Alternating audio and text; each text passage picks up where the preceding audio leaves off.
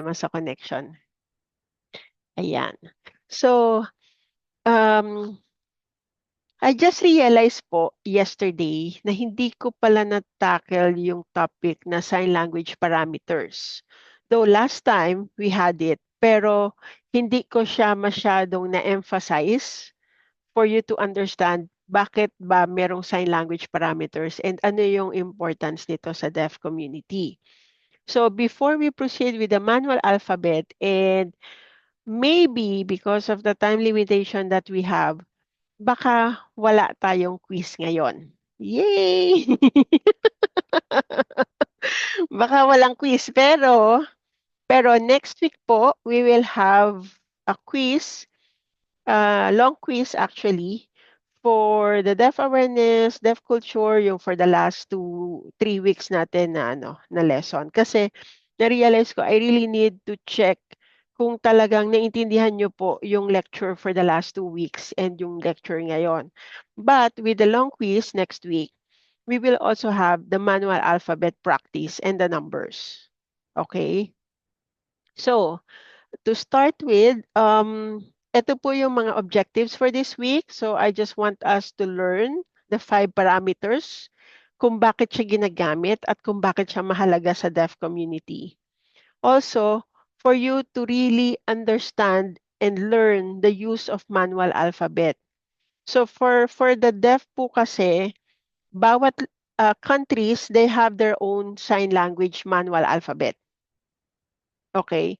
Pero the only thing that I know is the manual alphabet for American and Filipino Sign Language and the British Sign Language.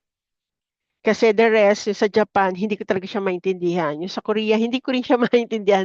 Vietnam, lalo na. So, iba-iba talaga sila ng manual alphabet. The way they communicate to each other, iba-iba po talaga. Also, we really need to understand how to use the FSL number signs, especially in the church context. Bakit? Kasi po, especially pag nagsasabi si Pastor, di ba? O kaya yung scripture reading, yung mga chapters, yung mga verses.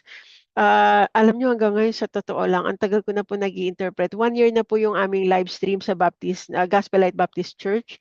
Pero until now, nalilito pa rin talaga ako sa numbers.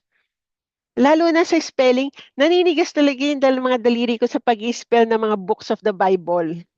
So, very important po talaga for us to really memorize the books of the Bible, memorize the concept of each. Kaya nga isa sa mga i-discuss ko po is the preparation on how to interpret the service for the following day. Para mas madali po for us kasi mahirap po kasi talaga yung i-interpret ng hindi prepared yung interpreter. Sobrang hirap po talaga, lalo na kapag natsyempohan mo na ang preacher ay very, ang tawag po dito, very technical, yung preacher. Talagang minsan iniisip ko na lang, okay Lord, paano ko ba isesenyas ito? Halimbawa, meron siyang Greek word, meron pa siyang definition noon, tapos meron pa siyang Hebrew term. So, yun yung minsan na mahirap. Lalo na kapag nasa conference, kasi 'di ba sa conference ilang session 'yon. Tapos kanya-kanya sila ng Bible text na ginagamit. So, kaya talagang napaka-importante po talaga yung preparation. And with this one, at least mas maiintindihan natin na, okay. For example, kahapon ang preacher namin si Doc Sam, ah Philadelphia Revolution, sorry, hindi Revolution, Revelations. Sorry po. Revelations chapter 3. Philadelphia ang haba, di ba? Philadelphia. So, ilang beses niya binanggit yung kahapon. So, kaya sabi ko, sign name, Philadelphia. Ginanong ko na lang. Kasi nga kapag finingerspell ko ng finingerspell, ang hirap talaga niya. So, yung halimbawa, nung binanggit pa niya yung lahat ng churches like yung Smyrna, yung Ephesus, yung mga ganon, di ba minsan ang preachers, ang bibilis. So, that's why we really have to familiarize ourselves sa manual alphabet and then sa numbers.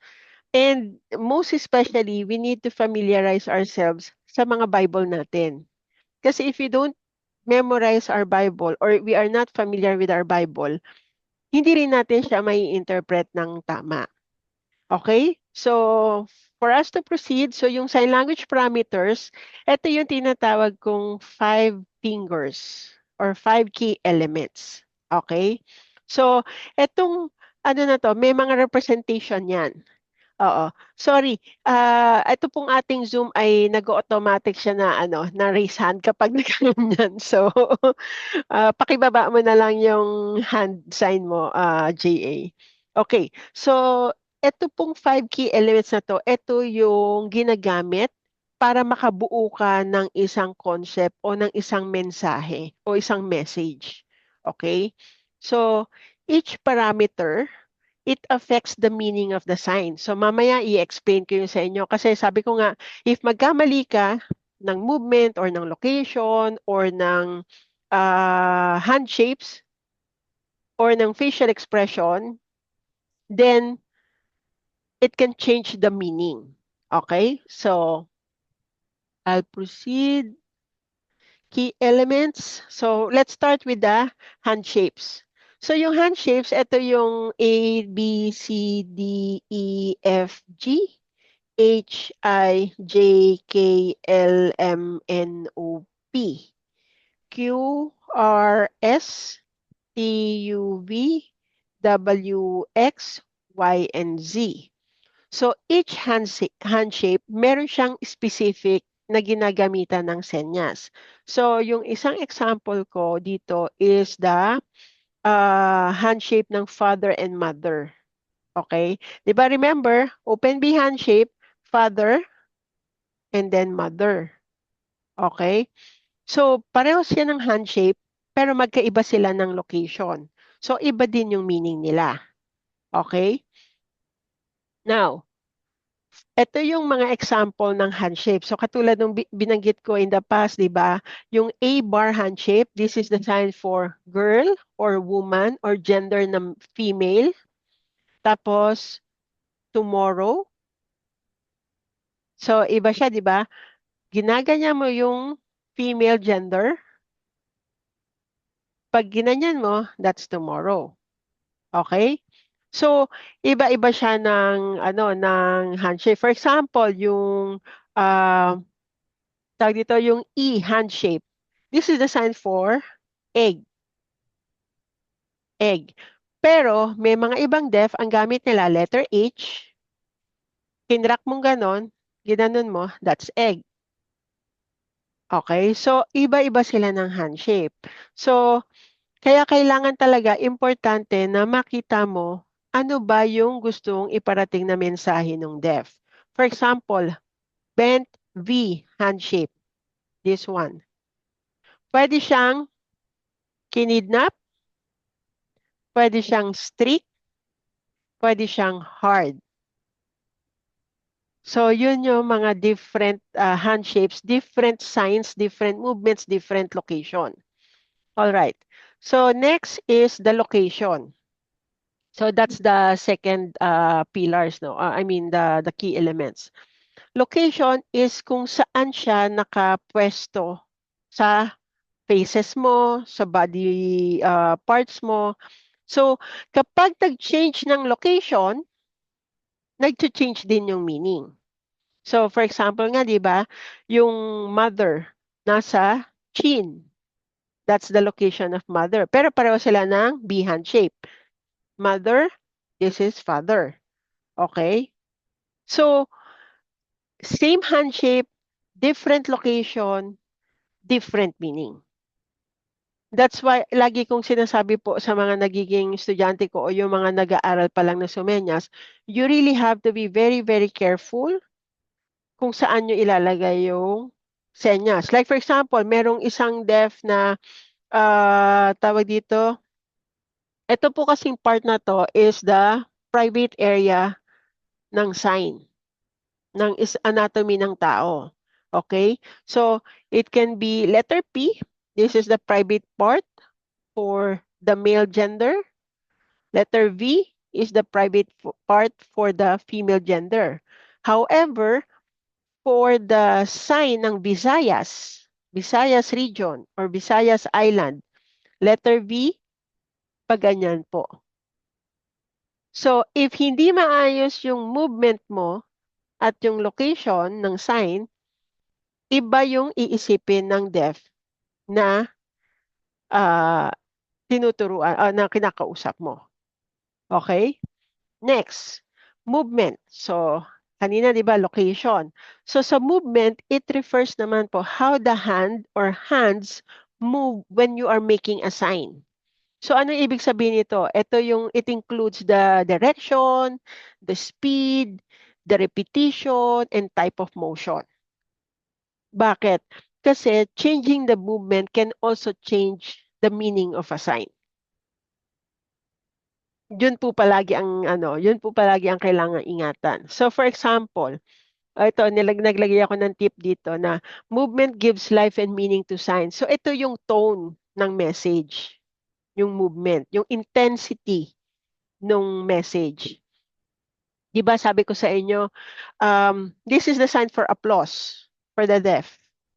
Pero kapag gustong-gusto nila yung pinapanood nila, they will do like that. Yay!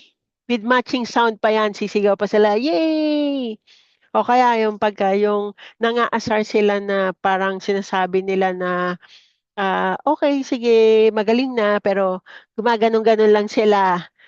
So, iba yung movement, iba yung intensity. So, for example, this is the sign for wait. Wait, okay? Pero kapag halimbawa kinukulit ka, ang kulit-kulit naman, sinabi ko na sa'yo ganito, ganyan, ganito. May mga deaf na nagsasabi, wait lang. Kita niyo yung facial expression tsaka yung wait lang. Meron namang iba, ang sisenyasin nila, wait nga sinabi, di ba? Wait, wait, wait, wait. Or, kapag halimbawa, sasabihin nila sa'yo na, ang tagal, tagal, tagal, tagal naming pumila. The line is too long. Sabi nila, wait! Ganun siya. So, yun yung parang level, kung anong level nung emotion nung gusto nilang iparating sa mensahe. So, for example, ito, seat, salt, and railway. 3 different words, pero pare-pareho sila ng handshape. Yung handshape. Seat, salt, so gumaganon-ganon yung salt, and then railway. So, minsan, yung U-handship din ginagamit din, di ba, sa name. Pag ginano nung isang hearing, sabi, you're asking me about the egg. Sabing gano'n nun, Deb. Pero ang tinatanong kasi nung hearing is name nung taong kausap niya. Pero ginanon niya lang kasi. So, akala nung deaf, tinatanong niya kung nag-crack ng egg yung deaf. So, yon, that's why you really have to make sure na tama yung movement ng sign. Okay, next is palm orientation. So, again, as what I mentioned, it depends kung anong direction ng palm, kung saan siya nakapwesto. So, for example, pwede kasi siyang facing you, facing the audience, facing left, facing right, facing up, facing down. Okay? So, konting-konti lang na change sa palm orientation, it can create a different word. So for example, and yung ginamit ko dito na example is my, mine, your. Okay? My, isang top lang. Mine, dalawang top. And then your. Okay? So, same hand shape, different orientation, different meaning. So for example, sinabi ng pastor na, you, O Lord. You, O Lord. Di ba? Pero pag sinabi ng pastor, your grace is sufficient. So that's different. doon na nakaharap na sa kanya yon, your grace. Pero kapag you, Lord, so dito naman nakaharap yung palm mo. So, kaya importante talaga na alam mo kung ano yung tamang pwesto, ano yung tamang orientation, para hindi magkakaroon ng confusion sa deaf. Okay, next. Non-manual signals. These are the facial expressions, the head movements, body posture that accompany a sign. So, ito usually yung nagkakaroon ng brutal criticism sa akin ng mga deaf. Kasi nga, pagka normal conversation, okay ako yung pagdating sa facial expression. Lalo na kapag we are teasing each other. Pero, kapag nag-interpret ako sa church, talagang ang hirap minsan palabasin yung facial expression, especially if you are not familiar doon sa dinidiscuss ng speaker. Okay? This is the reason why hindi lahat ng sign language interpreter ay pwede maging jack of all trades. So, we really have to choose ano yung expertise namin sa interpreting for us to be able to deliver the quality of sign language interpreting na deserve ng mga deaf members. Okay? So, for example, uh, alam ko, in the past, nagbigay ako sa inyo ng mga facial expression ng happy, ng sad, ng jealous, di ba? Pero this one, I just wanted you to see yung meaning ng bawat facial expression. So for example, kapag ang facial expression or emotion ay happy, sad, or angry, dapat nakikita sa muka. Okay? Happy. So dapat nakangiti ka. Nakikita din dapat sa mata. Bakit? The deaf people can see in your eyes if you are going through na, like for example, you are sad, you are happy, you are pretending to be happy, they can easily sense that through your eyes. Okay? Kasi nga visual sila eh. So they can easily identify, okay, ito yung ano. Ito yung emotions niya at that particular moment. For the eyebrows raise, these are the signs na ginagamit. So for example, who, what, who, who, what, what. So merong ano, kapag nag-raise ka ng eyebrow, it means you are asking a question. Like for example, yes, no. Pero kapag yes or no, you have to include no, no, or yes. So you have to include your head movement.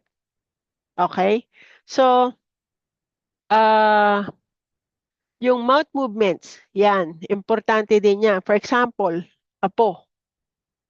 Dapat naka-mouthing din yung apo. Apo. Kasi kapag ginanon mo lang, hindi ka nagma-mouthing ng apo, they will not understand. Okay?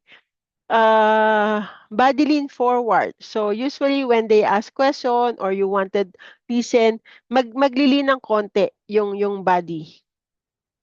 Or for example, kapag halimbawa yung magsusurprise ka or hindi ka mag-agree, bigla kang, bakit?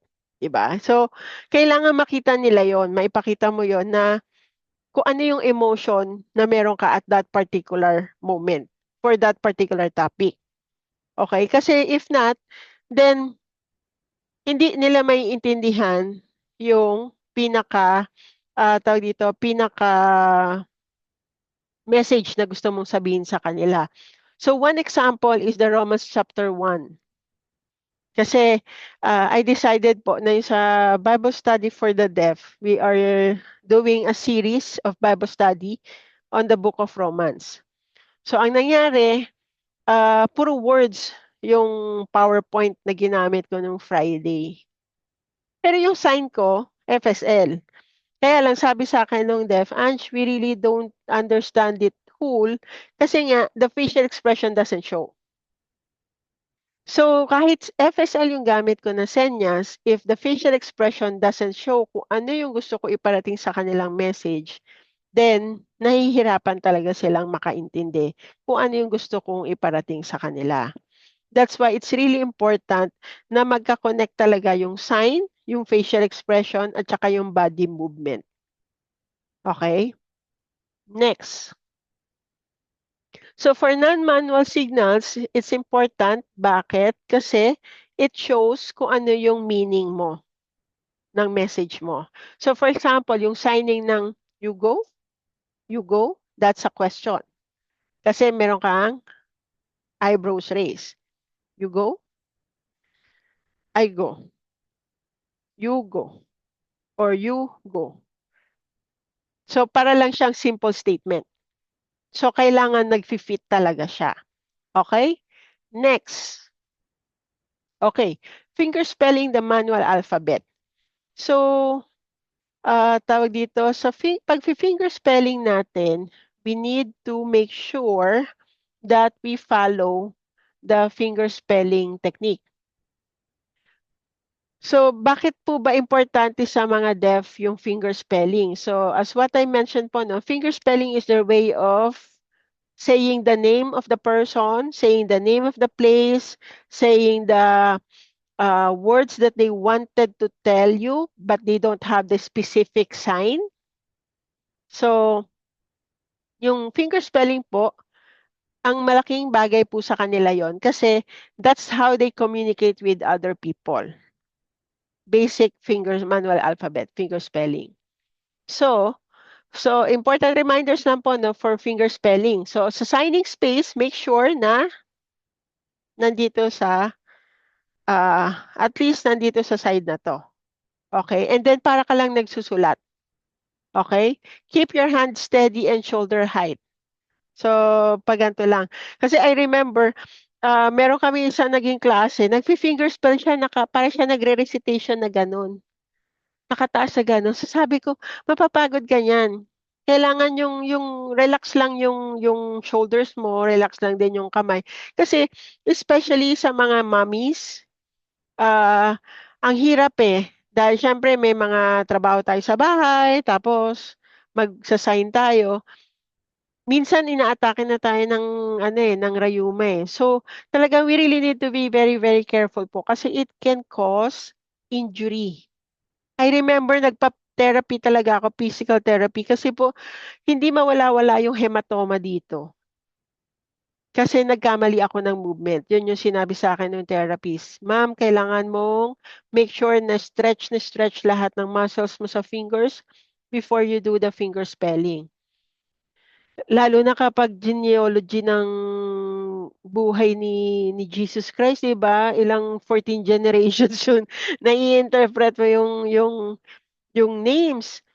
Or, yung kapag halimbawa, yung i-interpret mo yung, if-finger spell mo yung names ng mga disciples. 12 disciples pa lang talaga ang hirap na i-finger spell minsan. And also, you have to make sure that your palm is facing the audience when you finger spell. Bakit? Kasi kapag nakaside siyang gano'n, hindi niya makikita yung ibang letters na gusto mong ipakita. Okay? And when you finger spell, you have to make sure that you have the eye contact. Kasi kapag walang eye contact, iisipin ng deaf na you are not talking to them or you are not expecting them to respond to your conversation.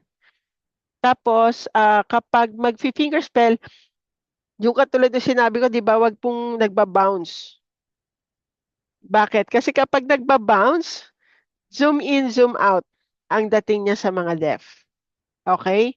So, again, make sure that when you finger spell, if you are left-handed, it's okay to use left-handed. If you are right-handed, use the right-handed. Pero there are certain times na you have to use both. Paano po yun? For example, Jesus and then woman Samaritan. Tsaka kuhanin niyo po yung technique na yung, di ba yung M, N.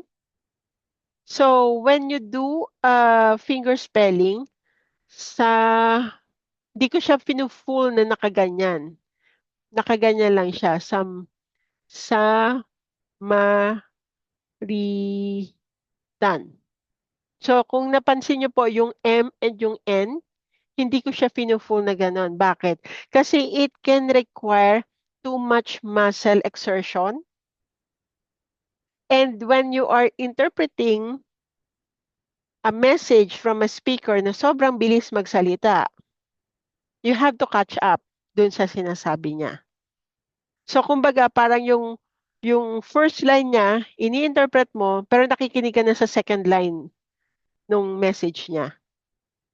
So, you won't miss anything. That's why when you do finger spelling, you have to flex your fingers. So, for example, yung R ko for revelation, hindi ko siya binubuong ganon. I just do like this. Revelation. And then yung T, hindi ko nakaganon. As in, nakaganon lang siya. So, later on, as you go along naman, you will be familiar naman na sa manual alphabet. And then, mas madali na for you to do the finger spelling once na kabisado nyo na siya. Okay? So again, finger spelling is the alphabet in sign language. It used to spell words one letter at a time for clear communication. Okay? Question po. Clarification. Wala naman? Okay. So now, let's practice. So, Ange, Opo. dapat ba yung damit mo plain lang, ganon? Para nakikita yung kamay mo, ganon? Sa interpreter po, we require po talaga black plain clothes. Kasi para mas madali po makita ng deaf yung senyas. Pero for example po, kapag halimbawa mag-a-attend lang po ng event for a deaf club organization, they don't require naman po that kind of dress code.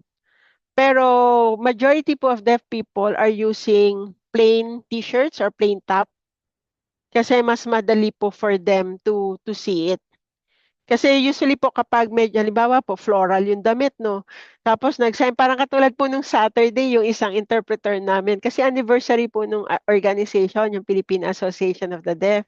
And then the president decided, magkakaroon kami ng Holy Mass. So, Friday pa lang, sinabi ko na sa kanila, sorry po, baptist ako, hindi ako nag-interpret sa Mass.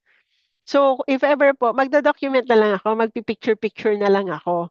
So, napilitan yung isang interpreter na tumayo doon. Eh, kaso po, ang suot po niya, para siyang jaguar yung print ng dress niya. Inis na inis po talaga yung mga deaf board namin kasi sabi nila, hindi namin makita yung sinesenyas mo. Pero, kasi nga po, hindi naman kasi siya tawag dito, hindi naman na talaga intended na mag-interpret siya that day. Pero since wala nga tumatayo, wala siyang choice, siya yung tumayo. Kaya lang yun nga po, ang lagi lang pong reminder sa aming mga interpreter, always be ready. Kapag walang tumayo, you have to make sure na presentable ka. Para in any case, ikaw yung tatayo. Kasi kapag ganun po kasi, like for example, may times po nung EDSA 2, ano lang po ako noon, naka-t-shirt lang ako na walang collar, tapos naka-jeans. Tapos sabi nung boss ko noon, oh Ange, kailangan natin mag-interpret sa EDSA 2. Kaya nga po ako napagalitan kasi nahagip po ako ng ABS-CBN na camera. Nakita ko ng tatay ko. Sabi niya, kaya pala hindi ka umuwi kasi nandiyan ka pa lang. Paano kapag nagkaroon ng delikado nga naman daw. But in any case, ang ginawa ko po, lagi naman kasi ako may bit-bit na jacket. So I just use my jacket para mas mukhang presentable naman habang nag-i-interpret nung mga speech nung mga politiko na nandoon po nung EDSA 2.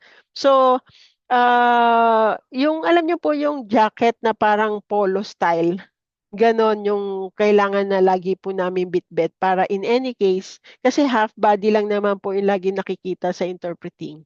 So, kailangan talaga at least plain yung top na damit for them to see it. Okay, so ready na po ba sa ating manual alphabet? Carmela dear, Isaac, Ma'am Sophia, if you can turn on po your cameras. So let's try this. Okay, so A. Okay, let's do it together. A, B, C, D, D. Yes, papakita niyo lang po yung may butas dito, donut. D, tapos E, F. So dapat dikit-dikit po 'yan yung F, G,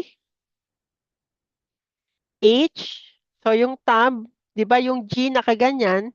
So yung thumb itatabi mo na pagdating ng H. I, J, K, L,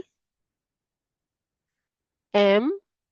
So, 3 fingers yan. Nandito yung thumb, M, N, N, okay? Para ka lang nag-create yung nasa ibabaw ng N. And then, NG, yung nang po na tinatawag nila sa Filipino alphabet. O, and then P. So, yung letter K natin kanina, pag binaba mong ganon, that's letter P. And then Q, o yung paganyan po na Q. So, pero para hindi po tayo ma-injured, usually ganyan lang po yung Q pag naka-side, pero ganyan po yung ano niya talaga. Pagka nakaharap sa audience. Q, R, S, T, U, V, W, X, Y, Z. Minsan po, index finger yung gamit nila sa Z, minsan yung pinky. Pero madalas po sa deaf, yung Z na index. Bakit? Kasi kapag nag-sign sila ng pizza, P-I-Z, double Z na yan, and then A. Okay? So, that's why importante po na ma-memorize yung alphabet. Bakit? Kasi kapag hindi nyo po memorize yung alphabet, mahihirapan kayo. Usually, ano po ba ang mga nakaka-confuse? This is letter D. This is letter F. So, yung dalawang pong yun. Okay? And then K, and then P. So, yun po yung madalas na nahihirapan. So, yung P po ay nakaganyan siya, pero nakaharap sa'yo. P. Okay. Meron pong isang beses, yung anak ng isang deaf nagsabi sa akin, Tita, alam niyo ba, muntikan ako ma-principal sa office. Tapos sabi ko, bakit? Kasi tinuturuan ko yung classmates ko mag-manual alphabet. Eh, hindi ko naman alam na gagamitin nila for cheating. So, kasi daw po, di ba sa mga exams, they have A, B, C, D. So, that's the only letter na minemorize ng classmates niya. Okay, so if number one, ano, A or B or C or D. So, please do not use it as a form of cheating, ha? Kasi mahirap po yun. Baka mapagalitan tayo ni Lord kasi the Lord has given us this skill for us to be able to reach out sa deaf. Pero hindi po para gamitin sa cheating. Okay? So, very gullible din po kasi yung mga anak ng deaf. Kaya madalas, after nilang maturuan, munti ka na po siyang maban sa school because of that. So, pero thankfully, the Lord has spared him. Naawa yung principal. Kaya sabi ng principal, okay, we will just conduct a deaf awareness. Kasi nga, para ma-feel welcome daw yung parents niya. Pero, hindi na daw, kaya pinaghiwa-hiwalay na nila yung mga estudyante na ginamit yun for cheating. Pero yun nga po, very important po for us to learn this kasi ako personally, I've learned how to sign because of the manual alphabet. Nag-start lang po ako sa manual alphabet and then I write the words and then show it to the deaf and then if finger spell nila sa akin until such time na binigyan nila ako ng parang calling card na ganong kaliit. Imagine niyo po ganun palang kaliit yung mga manual alphabet na ganyan. Pinagkasya nila sa isang maliit na papel. So, I really have to learn that. And then from there, that's the time that they teach me how to um, do it in sign. So, yun po yung mga madalas. My plan is, okay, so every week po, I have this quotation na gusto ko i-share sa inyo. So, I just wanted to share this with you now. Learning to sign is not just moving your hands. It's learning to see language in motion and to connect heart to heart. So, katulad nga po, di po ba yung sign language parameters, let's not forget those 5 key elements because those are the things that can emphasize the meaning ng ating pong gustong iparating na mensahe sa deaf. Also, another thing is we need to memorize the manual alphabet. Okay? So, kanina na-discuss ko yun. Now, I'm gonna teach you the numbers 0 to 20. Okay? So, are you ready? 0 to 20? Do you still remember it? Okay. 0, 0, 1, 2, 3, 4, 5, 6, yung pinky finger yan. 6, 7, 8, 9, 10. So, nagwi-wiggle siya. Pero twice lang talaga yung wiggle niya. 1, 2, 10. 11, 12, 13, 14, 15. Okay, now 16. This is number 6, right? 16. Sa palabas, 1, 2, 17, 18, 19, 20.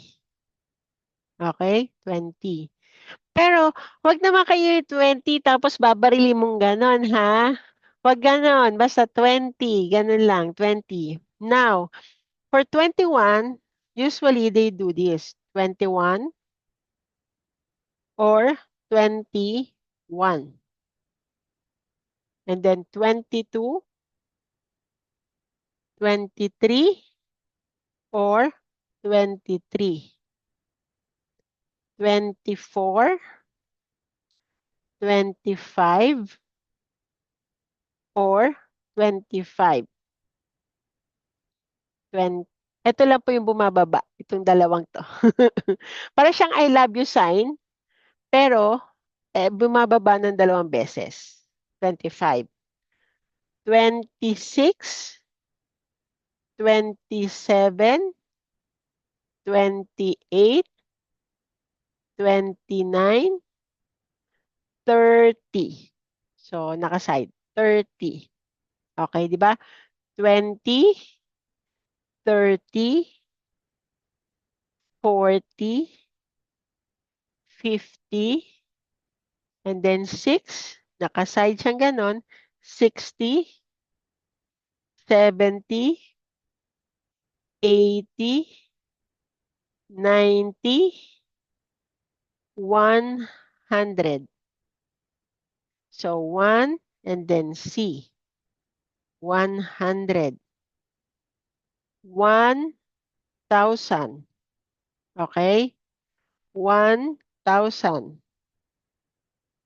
1,000,000. 1,000,000. Okay?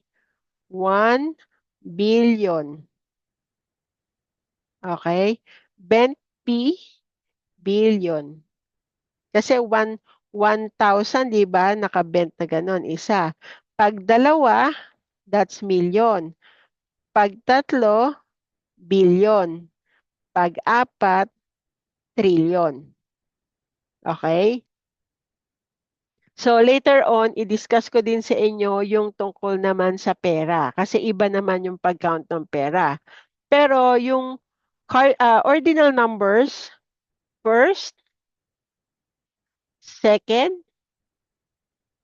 third, fourth, fifth, sixth, seventh, eighth, ninth, tenth. So yung 10, di ba, nagwiwiggle na ganon. Pero yung tenth, isang ano lang siya, papasok. Tenth. Okay? So, bakit kailangan nyo matutunan yung ordinal numbers? Usually, yung mga deaf, tatanungin nila, ilan kayo magkakapatid? So, ilan kayo na brother, sister? Tapos, sasabihin nila sa'yo na, first ka ba? Second? Third? O bunso? So, this is the sign for bunso, yung last. Okay, so ito, facing you, tapos ito, palm orientation niya facing you, and then yung pinky finger going to the right, and then the other pinky, bumababang ganon. So, maraming pwedeng gamitin na sign na ganito. For example, bunso or last, or ang tagal-tagal, kanina pa ako ay naghihintay. So, pwede nilang gamitin yun ng ganon. Okay? So, yun po yung aking mga gusto pong i-share sa inyo ngayong araw na to. Do you have any questions? Pero teka lang po, i-stop ko lang po yung ating recording. Nasaan na yung mouse ko?